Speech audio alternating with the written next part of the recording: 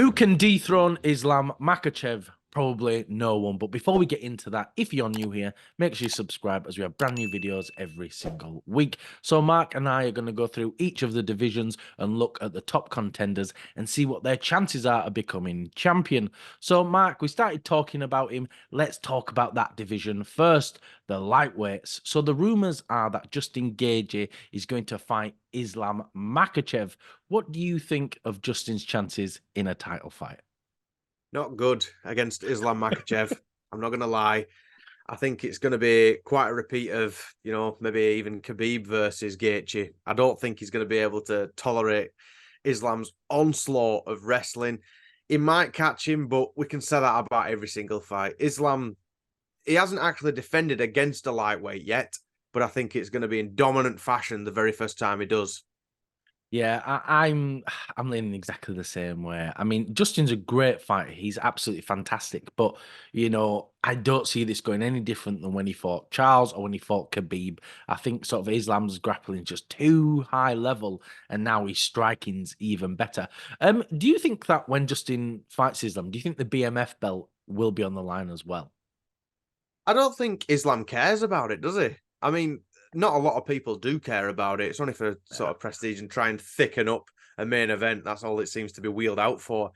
But I don't think Islam cares. I'm sure he did a video with DC saying what that does make no difference to me whatsoever.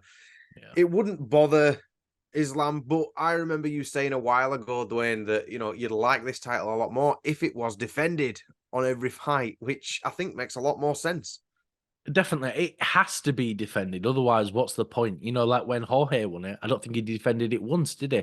And No. if Justin carries on, he needs to defend this belt and he needs to bring some prestige to it. It's got to be fun. Otherwise, it's completely pointless. And I agree with you. Islam Makhachev is not interested in the BMF belt at all. I think if he did beat Justin for it, it'd be like some WWE promo and he'd just throw it in the bin. I don't think he's Leave it, interested leave it in the at cage, all. wouldn't he? Wouldn't even touch it. Just throw it on Justin's limp body. It's the Monday Night Wars again, putting the title in the bin, like you say. Yeah, that's exactly it, isn't it? So, but we've also got, who do we have? We have Charles Oliveira, Gamrot, Dustin, and Arman seems to be jumping up and looking for a title shot. Out of those, who are you most excited to see fight Islam? Probably Dustin Poirier, just because of the name value alone. Dustin's resume, I think, is unmatched in the lightweight division, whether he won or lost. Whether you Mm. like him or hate him, he's fought the who's who of the division. So Dustin versus Islam, I think, you could sell that to a blind guy. You've got Charles Oliveira, where, come on, Dwayne. I mean, we'll only believe Charles is fighting now when he's actually in the cage. There's some other names there, but I think as much of a tear as they're on, like you say, Arman and that, and Gamrot, I don't think name value is quite there yet to face the reigning champion in Islam Makhachev. No, I agree. I think the fight with Dustin's probably the most appealing, isn't it? Because it's a fresh matchup. That's the thing. And I'm bored of seeing rematches. I want to see fresh fighters. But I am just going to contradict myself right now because I actually do want to see him fight Arman again because it feels like Arman's really, really athletic. He's got some great striking, some great grappling, and he did pretty well in the last fight as well. And they're both in very different places. So I wouldn't be angry at seeing that, but it just feels though with lightweight, doesn't it? As great as all these contenders are, nobody can beat Islam, right? It seems that he's just too high level, and I do not expect a new champion this year.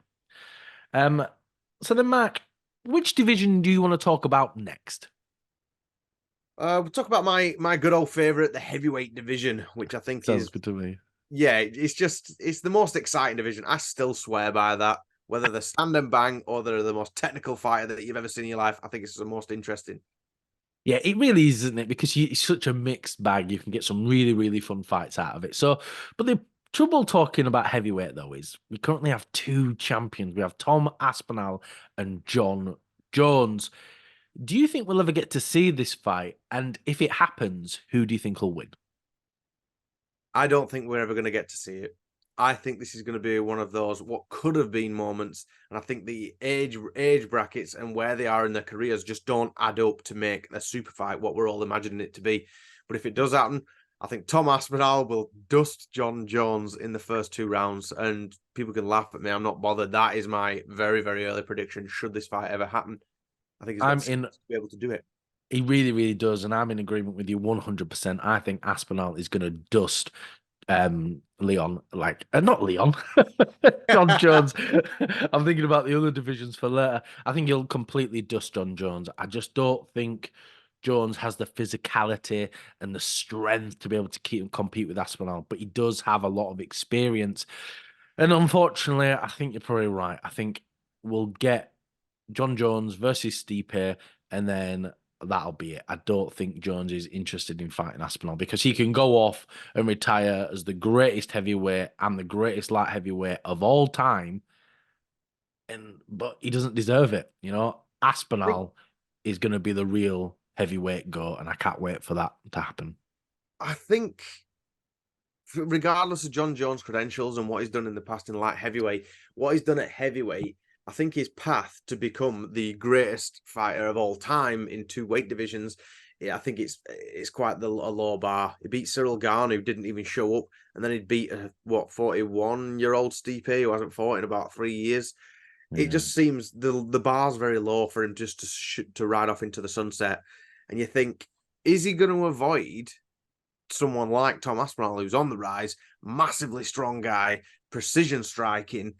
He's got the ground game. He's got everything. You think this could be his major test. Why would he risk his legacy in his potentially last ever fight? So Yeah, definitely. That's the thing. He doesn't need to fight Aspinall. Like, as much as we want to see him fight Aspinall and as much as Aspinall wants it, John Jones doesn't need it. He's got this huge resume and he can just retire on a win over Stipe if he does end up fighting Stipe. And then that's it. He is the greatest heavyweight of all time, whether we like it or not. But if he really wants to solidify that, he should fight Aspinall. But he probably won't. But someone else who wants to fight Aspinall now, all of a sudden, is Cyril Gane. I do not want Aspinall to give Cyril Gane a title shot at all. He ducked him when they should have fought. He said, "Nope, I'm not interested in competing with him. I want to fight for the title." Coming off a win over someone who's ranked eighth or something at the time. Like, why would you get a title shot? You've lost twice already. But how do you think Cyril Gane versus Aspinall plays out, Mark? I think I'm a meat rider for Tom Aspinall. I'll admit that, and I think he could just slice through anyone in that division. You could present anyone to me against Tom Aspinall, and I think Aspinall beats him Yeah. every time. That's how much I believe that he will be the champion of the world and be a dominant champion as well. You're right, though. Cyril Gane beat Sergey Spivak, who's ranked number 8. Then he decides he wants a title shot. Don't work like that. But I'm glad that Aspinall is now getting the sort of, he's backing himself so much that he's throwing a few jabs around, metaphorical jabs at, like Stipe, at Cyril Gane, at John Jones and all this kind of stuff, rather than just being humble. He's the interim Yeah. champion of the world and he's chomping at the bit to get the championship. So I'm glad that he's backing himself and he's actually, fighting his case because it makes a lot of sense. Yeah, he really needs to do that. He can't just sit around quietly and wait. He has to make as much noise as possible and make sure that interest still stays there. Keep himself, even if he's not going to fight, just keep that interest afloat, right? He has to do that. But then, we've also got people like Jelton Almeida, Curtis Blades.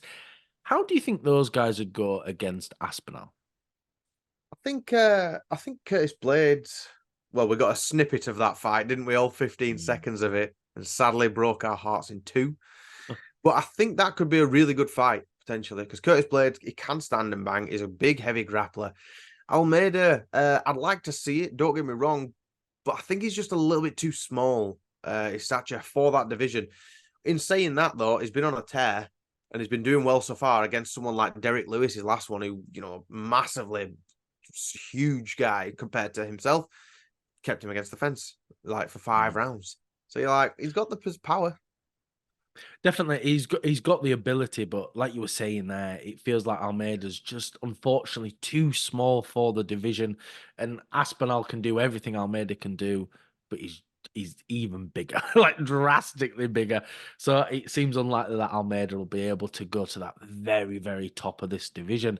And with Curtis Blades, like, he's technically beat Aspinall before, and I think that rematch sells quite well if it does happen, and I'd love to see it happen. But let's move on to the light heavyweight division. To be honest, it feels almost pointless talking about who will be the next champion of the light heavyweight division because it gets passed around more than Ian Gary's wife. This belt is just going from place to place, and it just feels as though anyone can be champion, right? So, Yeah, yeah, it definitely does, Dwayne. Yeah, it feels like everyone gets a pop. You've got to be in it to win it. are you talking about the title or Ian Gary's wife again? I'm going to continue this chat about the title, mate. I'm going to carry on. Okay, right. Let's go back to the title. So we have Jamal Hill, right? Former champion.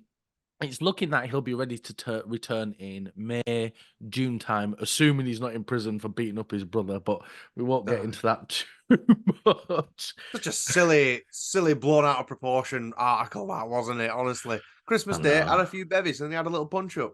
I know. Honestly, it's like, oh, I think the trouble is you see domestic violence. Oh no, he's beat his wife up, and it Yeah, wasn't that at that's all. only John Jones has done that to us. But let's go on. Let's go. Oh Yeah, man, let's swiftly move on. Okay, Jamal Hill versus Alex Pereira. Mark, how do you think that fight plays out? I think Alex beats the hell out of Jamal. To be honest with you, I think it's about time, myself included, that we put some respect on Alex Pereira's name. Like him or leave him. He might have been boosted to the top, but he's beat, what is it, like 5 champions now? He's a double champion. He's the first guy to knock Israel Adesanya out in UFC. He went up and he TKO'd Yuri, albeit some people think it was early. Mm, I think Alex, he could really solidify himself because he's nowhere near his retiring age, but he's no spring chicken. He's got a good few years left in him. And with the rate of how fast he can finish fights, I mm. think he's got a good at least 15 fights left in him with that left hand. Yeah, well, he's very, very dangerous, isn't he? I think the trouble is, I want to see him go up against a really big, strong grappler, but he doesn't seem to be getting that in the light heavyweight division. It seems to be just going up against strikers. And with Jamal Hill, I never know with Jamal Hill. I never rate him, and then he comes out and he surprises him. I think, actually, you're fantastic. So maybe he could surprise us all. But you're right. I think we do need to start putting more respect on Alex Pereira's name. Me included. I'm always like, oh, he's overprivileged. He got pushed towards the title. He beat up an old, injured Jan. But then it's like, well, so what? He can only fight what's in front of him. That's not to do with me, and it's nothing to do with him, is it? He just got That's to start putting that respect on him, don't we? that's the same as, like we're saying, the title picture, because when we say he's only fought strikers, he's only had one fight at light heavyweight, yeah. Yeah. And then it just so happens that Jamal Hill, because he was champion, he's just sitting there anyway. So he's probably entitled to a title shot because Yeah. he didn't lose it. So you think, like you say, he can only fight what is in front of him. If the grapplers in the light heavyweight division could actually get to the top of the division, then they might actually be with a shot. But again, Yeah. it's the most chaotic division in the UFC, and it has been for about 4 years now because it just gets Mm. passed around here and there. Yeah.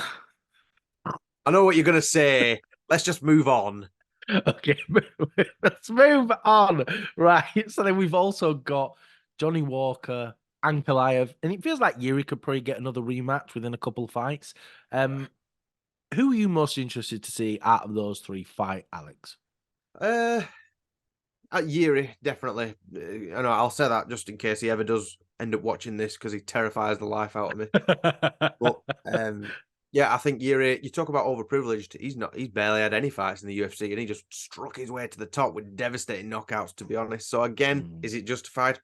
Who's to say? To be honest, yeah. but yeah, Yuri, Johnny Walker. It depends which Johnny turns up because it's kind of hit and miss. He's up and down. There's Ankalaev there as well, and that can be either a fantastic fight that you're going to tune in for, or it can be a little bit of a snooze fest.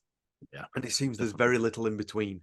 I think the light heavyweight division, it needs to establish not just a dominant champion, but solidify that they've got top contenders who can, they can grapple, they can knock you out, that kind of thing. There's no names that jump out at you anymore in the light heavyweight division, I don't think.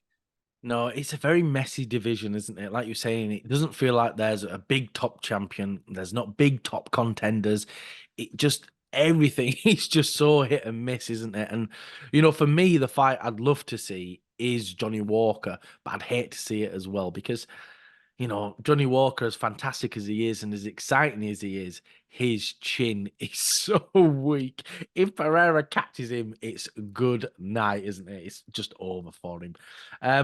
But a fight that really, really interests me at 205, and Alex seems to be calling for it as well, is the third fight with Israel Adesanya. Mark, are you interested in this fight? And do you think Izzy could beat Alex at 205? I think it's definitely possible. But the only thing I think that would interest me is the fact that it is at 205 now. Mm. I'd tune in 100% course I would. I'm not saying I'm boycotting that event, but I think it's at its time now. They fought 4 times in total, if you're counting the kickboxing ones. It'd be good for a final nail in the coffin, but that's got to be it. Surely. Yeah. That's got to be it, and depending who wins, it could be, the comeback story for Adesanya, or it could be, and stay down by Alex Pereira. So we'll see how it goes. But what about you? Are you interested in the fight of these two at 205? Yeah, definitely. I think everyone will be right. I think, in all honesty, Alex and Izzy is genuinely one of the top rivalries in the UFC. I think it's really up there with Tito and Chuck and John Jones versus DC. It really, really is up there now. And I think I would like to see it one more time at 205. But I don't like Izzy's chances. I think without the big weight cut, it's going to be a lot harder for him to drop Alex. But Alex just keep himself open, and Izzy has got that path to victory. So maybe he could do it, but I don't really like it too much. And as much as I'd love to see Alex and Izzy at 205, I'd rather see Izzy come back down to middleweight and rematch with Sean Strickland. Do you think Strickland could just walk down Izzy again, or do you think we'll see a different Izzy this time if they do have a rematch? I think we'd see the Izzy that we expected in the first fight. I will be honest, Dwayne. You want to see this? I don't. I think Israel, he has cemented himself in the middleweight division. I think we all know that it was just an off night for him with Sean Strickland. I'm a big fan of Sean Strickland as well, but I don't want to see him come down because then he's the champion again and go, what we're left with? Rematches. You're like, oh, again then, are we? But I think we'd get the Israel Adesanya that should have turned up last year, that we all thought were going to turn up, that my betting slip thought was going to turn up. And I think he could knock Sean Strickland out cold within the first 3. Yeah, I'm 100% in agreement with you. It really feels like I'm just going, whatever Mark says, I'm just going to copy. But I think we're just so aligned on this sort of topic, aren't we, really? And yeah, I think, I never want to say, oh, a fighter on an off night, he worked themselves, because you don't want to build in these excuses. But Izzy just looked terrible, didn't he? He didn't look like himself, and I really, really do want to see that rematch. And I agree. I think he could finish Strickland. And obviously we have Dricus du Plessis versus Strickland, but it seems redundant to talk about that because next week we're going to make our prediction video. So make sure you subscribe and check out that video, and we'll talk about that next Monday. So middleweight though seems, Mark, a bit of a no man's land at the moment, doesn't it? It kind of feels like I don't even know who'd get the next title shot. But so out of all the fighters, the top guys, who would you like to see step up and take a title this year? Robert Whitaker. I don't even know why I asked. I knew that was going to be it. I think the middleweight division, because they've all been beat by Adesanya, other than Strickland, obviously. So you look at Marvin Vettori, you look at Jared Cannonier, Robert Whitaker. They've all been beat by Adesanya, so it just seems like a bit of a rematch division, doesn't it? In the sense of, we'll just throw these two against each other. The good thing is you've got a couple of names coming up, like Brendan Allen. He's now fighting Marvin Vettori. That's next April. So you're like, okay, new contenders, new divisions, because for a while this one's been a little bit stagnant. But who do I want to actually see come up? I'd actually like to see Paulo Costa do his job and get in the cage, and actually bubble wrap the guy about 6 weeks before his fight so he doesn't get injured, We've said it before. He pulls out more than Johnny Sins, and I just want to see him actually come back and fight. Then I'll be a Yeah. fan of the guy. Definitely. That's the thing, isn't it? Costa's so funny, and I just want to see him fight. And the issue is he's not fighting, and it's a real big problem. But I'd actually like to see Vittori versus Strickland. I think Vittori's iron chin. I don't even think iron chin's the right word. It's granite head, isn't it? He's literally his head's made out of a rock. He cannot be dropped, and I'd love to see those two guys go at it. I think the press conference would be really fun. Just two angry guys screaming at each other. I think that's a really, really, really fun fight. Um, so Mark, let's move on to welterweight and talk about the fight everyone can't wait to see. Leon Edwards versus Bilal Muhammad.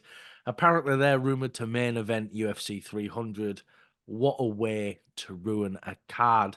But Mark, how do you think this fight plays out? Has it actually been announced, that one? It's not been announced yet, but Leon said it at like some football game or something. He said, "Oh, I'm in talks to fight at 300," and it's like, well, who else is going to main event if it's not, Connor or Chandler or Islam and Oliveira or a big name like that? It seems that that could be possible. Oh, Leon Edwards versus Bilal Muhammad. I'm just not bothered, to be honest with you. Like about either fighter, I prefer for Leon to win, obviously, but Yeah. I love how I say obviously, but it's just they're both quite dull fighters. For me, Leon's career can be summed up by an amazing moment, knocking out Usman in the last round, a complete rocky Mm. moment. But Bilal, I remember him edging decisions out, and maybe even getting dominating decisions. But he changed the channel, don't you? It's just dull. Yeah. The trouble is with Leon, yeah, like you were saying, he's got that one defining moment of his career, but he's not overly interesting to watch. Like, look at that fight he had recently with Colby. Yeah, he won and clearly won.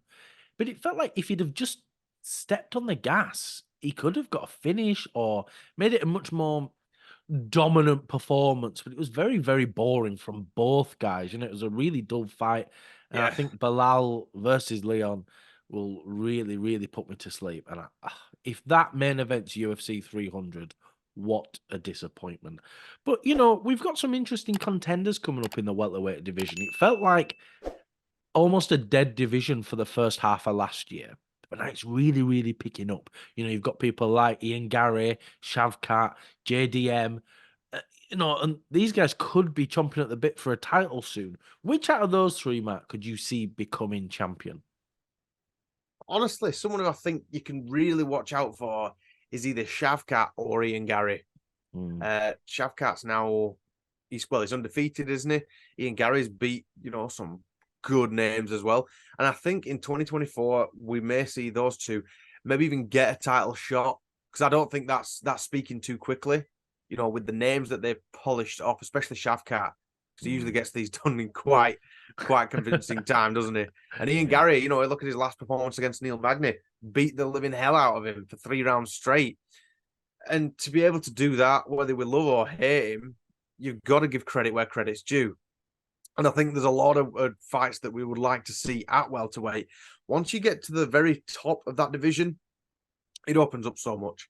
Yeah. Imagine seeing Shavkat versus Colby or something. It's God, crazy, Colby'd isn't it? get ragged to bits, I think, wouldn't he? But those kind of fights are getting close, really, really close. Oh yeah, yeah.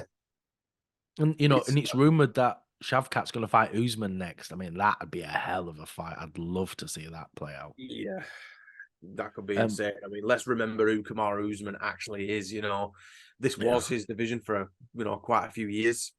So let's put some respect on his name again. He beat the who's who of that division at the time. Again, we can yeah, look back now and say, well, Masvidal twice. He wasn't all that. You're like, but you can only beat who's in front of you, like you said before, and he was at the top of his game at that point, and it's the fight that made sense. People have got yeah. short-term memories with the UFC fights. They really do. Unfortunately, MMA fans are always about what have you done for me lately, and someone who is going to do something for us lately is JDM. Jack Della is going to fight Gilbert Burns pretty soon, and that's going to be a fun fight. I think if he can polish off Gilbert in decisive fashion, we could see him jump right up because out of these three top contenders, he's taking the biggest name. Gilbert Burns is a monster, and I think if he can beat him, he needs to be looking towards a title. Even over Shavkat and Ian Gary, I really, really do.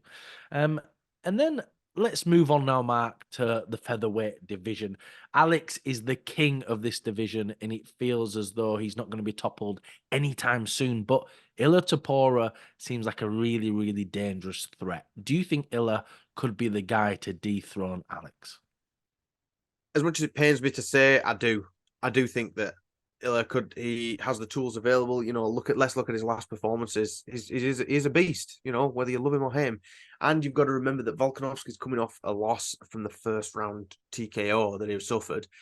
That could damage him. I'm just thinking about the psychological, the explosive psychological ways that Volkanovski could be thinking right now. I'm not thinking of his physical performance, but it could be bringing a little bit of doubt back down to that division with him. And if Tuporia can do that, that'll be another shocking moment as well. It really could be, and that's the trouble, isn't it? It could be slightly too early for Volk to come back, especially after suffering such a strong defeat with that big head kick. Maybe he needs to take that little bit of time off. But I'm not worried about Volk mentally. I think he's a champion through and through. I don't think this loss is going to demotivate him at all. I think he's going to come back motivated, even stronger, and fine. Lightweight's not my division, but I am the king of this division, and I think he's going to smoke Illa Taporia within 3 rounds. I think he's going to get a nice TKO. I really, really think that there's levels to this, and Ilya's in for a rude awakening. But we'll have to wait and see. And then, the trouble is, though, with this division, Volk's running out of contenders. There's no one left. If he beats Ilya, the only person I can see getting a title shot next, if they string a win together, is Arnold Allen. Do you think Arnold Allen could do well against Volk, or do you think the UFC will look him over and we'll just get a 4th max fight? Because it feels like those are kind of the only 2 options coming for Volk. Oh man, the UFC in general is in a weird position for rematches right now, isn't it? Because they would 100% book Volkanovski versus Max Holloway 4 over Volk versus Arnold Allen for 1. Which sucks because I'd like for our boy Arnold Allen to be able to get that shot. I don't know how well he'd do against King Volk, but they would definitely book Holloway over Arnold, and I think it'd just be another 5-round decision win for Volkanovski, but even more dominant than the last one. Yeah, I think so as well. I think as great as Max is, unfortunately, Volk's is kryptonite, isn't he? He can't beat him. But you forget how young Max is, isn't he? I think he's only like 32. He's got at least 3, maybe even 4 years left of his career. So if he just waits Volk out, he could be champion again if his chin doesn't crack. So let's look at the bantamweight division. We've got a new champion. It completely reopens that division. But we're kicking off with a rematch straight away. What's your super early predictions for O'Malley versus Cheeto? I think O'Malley smokes him in probably the first 2 rounds. I think he's going to put a stamp on this, close the book on this rivalry. It's not much of a rivalry anyway. We all know what happened. Sean got injured and Cheeto got lucky, let's face it. But I think O'Malley's just going to beat the living hell out of Cheeto. Cheeto doesn't get started until he's in the 3rd, 4th round usually. I think O'Malley isn't going to give him the time to do that. And he's going to land that massive right hand. And it's going to be a finish similar to the Aljamain Sterling one, I think. Yeah, I agree. Again, I just feel like when you look at that last fight, even on one foot, Sean O'Malley was doing really, really well. He was getting the better of the exchanges. He overextended and he was on the ground, and then Cheeto started wailing on him. And, I don't want to say it's luck or whatever, but if Cheeto can come out and do the exact same thing again, I'll never mention it again. I'll go, okay, right. Cheeto wasn't lucky. He's got perfect precision, but it's not going to happen, is it? That's it, though. But we're all overlooking Cheeto. If he manages to beat O'Malley, this will be like my Alex Pereira moment where I'm going, okay, yeah, fair enough. You can't say fairer than that. But the thing with Cheeto is I'd like to have seen this fight a little bit later on. I don't think he's really earned it. We've spoke about this before. Who else was there available? This fight makes sense later down the line. But we're going down some sort of WWF Vince McMahon. This doesn't make sense for the business yet. We do it later. We've got to build this storyline up. Because, a win over, was it Pedro Munoz? That was Yeah, Cheeto's last one. You think, does that deserve you a title shot? No, but definitely not. no one else available, and they've got the built-in storyline, so it gets a bit of a free pass. Yeah, like you were saying before, Cheeto's just too slow to start, isn't he? And over a 5 round fight, you can't start slow. If he comes out and he loses the first 3 rounds, he's knackered. He'll have to just keep chasing for the finish. And then O'Malley could just coast it because he's got that big long reach. If Sean can win the first 3 rounds, he's laughing. He can literally just dance around him and not worry about it unless Cheeto can break that distance. But I think we're going to see O'Malley put on a dominant performance over Cheeto, and he's going to really, really put a final nail in this coffin. But like I was saying before, this has really now opened up this division. We've got Marab, Cejudo, Sandhagen, Song, Piotr Yan is looking to come back up again. This division is stacked, and I honestly can't wait to see how O'Malley does against these guys. But out of all of those, Mark, who are you excited for him to fight next? Henry Cejudo, Yeah. because I think if Henry can get through Marab, and that's a big if, I think Cejudo versus O'Malley could be fantastic. You imagine the press conference, the king of cringe, I top of love his it. game again. He'd bring the stuffed teddy with O'Malley's face on it, kicking it into the crowd. He's got the fake crown and all that kind of thing. It's just, I think that's going to be fantastic. But it is a big if that Henry Cejudo beats Marab, because Marab is so high level and he's Yeah. so untouchable, it seems, at the moment. And Cejudo's had a lot of time off. You know, Aljamain Sterling beat him. He held his own, though, did Cejudo, but I'd love to see him come back and get that title shot. Yeah, I'd love it. And that's a great opportunity for O'Malley as well, isn't it? Because if he fights a former champion, a former two division champion, and an Olympian, it could really solidify him as this sort of top bantamweight that he's hoping to be. But I think for me, the fight I really, really, really want to see is Sandhagen versus O'Malley. I think that's just such a fun fight. I think they're both excellent strikers. They're both tall and lanky, and it'll just be a lot of fun. And I can imagine it'll be a lot of striking. It's a fight I'd love to see. We've said that for a while now, haven't we? And it's one of those fights, you look at it stylistically, you think, why hasn't this happened yet? This should Yeah. have happened. They've both been kind of on different paths, haven't they? You Mm. know, it's strange, but I'm the same as you. I'd love to see it back. Hopefully, Sandhagen comes back well rested and recovered after his injury, can string together a win or two, and then, you know, he ends up fighting for the title if O'Malley's still a Yeah. champion. Definitely. But I think now, Matt, we should move on to flyweight. Oh, it feels almost utterly pointless talking about flyweight because we all know who's going to get the next title shot. It's Brandon Moreno, isn't it? They're going to do Moreno versus Pantoja, 57 or a million, whatever it is. It just seems so unlikely anyone else is going to get a title shot, right? I think so. There's only a few names really that stand out for you. There's a few there's a few up and comers, and the good thing is that this division's getting life again. But things take time to naturally happen, to organically happen and generate interest. It does Mm, take some time, because I could throw out a name at you like Kaikara because I like the guy and he's entertaining to watch. But realistically, is it going to happen? Because it only seems like in the flyweight division, you get a big fight twice a year, maybe, and they're usually just squeezed in on the main card somewhere of a bigger card, you know. yeah, it's a tricky one, isn't it? Because, if Brandon does come back and he beats Pantoja, then what happens? Do they rematch again? And it feels like Mm. no matter who's going to be the top out of those two guys, they're then going to have an incredibly top gatekeeper. So they'll stop people like Cap, Kai Kara France, Felipe De Santos, who seems to be jumping up quite quickly. It just feels like no one's ever really going to be able to break through that gap of these top two guys now, is it? Until one of them retires or moves up a division like Figure did. So, Mark, let's move on now to the women's divisions. I always thought that sort of once Nunes was out of the way, we'd really get to see this division open up for women's bantamweight and featherweight. But I honestly don't give a crap. I really don't care. Are there any fights in these divisions that interest you at all? Well, I think in that division, when Nunes retired, you've got to look to the next best thing, if you want to call it that, which is Juliana Pena. And then as soon as you look there, you think, well, she isn't active. is Yeah. she? She's just been sat along the sidelines because she injured a rib, obviously, before that fight. That's why it didn't happen. But you go, well, she isn't active. So where else is my interest going now? Where else is there something that is that division itself? I'm not too bothered about, and I think that's the same as the flyweight division. They need a dominant champion there, or a wrecking force who's just going to slice through the division.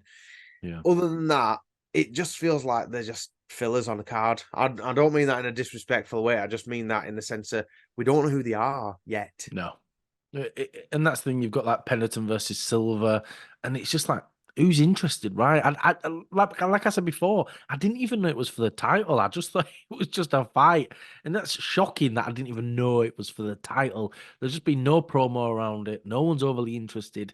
I guess maybe if Valentina or Grasso go up a division, that we could have some fun fights there. But again, that's just the flyweight division moving up, isn't it? So let's look at the flyweight division, though. There's a couple of interesting fights there. Grasso could fight Blanchfield or Ferro, or she could rematch Valentina. I'd be quite interested in those fights. But out of those three, which would you like to see the most, Mark? I'd like to see what Valentina can do in a different division.